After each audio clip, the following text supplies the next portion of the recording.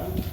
Et je suis vraiment très sensible à cela, puisque très souvent, quand je rencontre soit le gouvernement, le président et autres, j'explique qu'il y a cette nécessité que la perception de l'outre-mer soit différente, puisque trop souvent nous sommes considérés comme des territoires de réparation, d'handicap, de rattrapage, et non pas prendre en considération tout le potentiel, les atouts que nous pouvons aussi apporter au niveau national et que cela puisse permettre de mettre en place de véritables stratégies de développement, d'épanouissement et autres. Cela est lié à la perception de l'outre-mer, parlementaire ou gouvernant, mais aussi parfois, il nous appartient de nous-mêmes de faire en sorte qu'on soit mieux apprécié et surtout mieux respecté. Donc, en tant qu'homme politique guadeloupéen, je suis très sensible que cette journée puisse se faire au niveau de l'outre-mer. Et au-delà, lorsque je regarde vos priorités, de la décentralisation, des réalités des différents territoires, ce sont donc des valeurs qui nous parlent et que nous les avons déjà intégrées.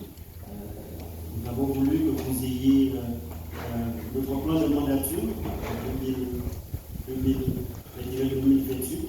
puisque lors de ma déclaration de politique générale, avec l'ensemble des élus du département, nous avons voulu marquer nos engagements et que cela soit contenu dans ce plan de mandature qui a été diffusé pour l'ensemble de la population.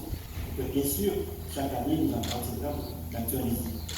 C'est aussi ces éléments qui expliquent que nous voulons travailler en parfaite gouvernance avec la région, puisqu'il y a un contrat de gouvernance concerté, puisque ce sont les mêmes majorités qui sont au pouvoir aujourd'hui.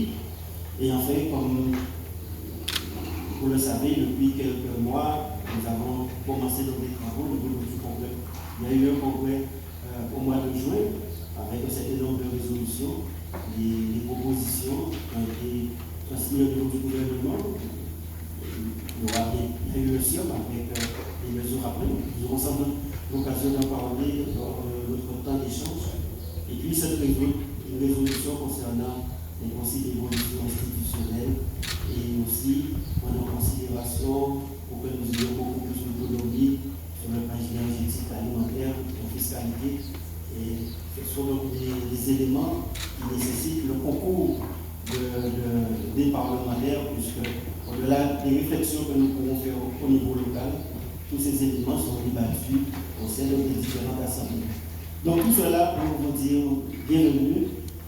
Nous sommes très sensibles à cette considération, cette marque d'intérêt, et je vous laisserai la parole et après nous allons pouvoir échanger sur quelques sujets qui concernent la Guadeloupe et qui est toujours important que ces questions soient connues par les parlementaires.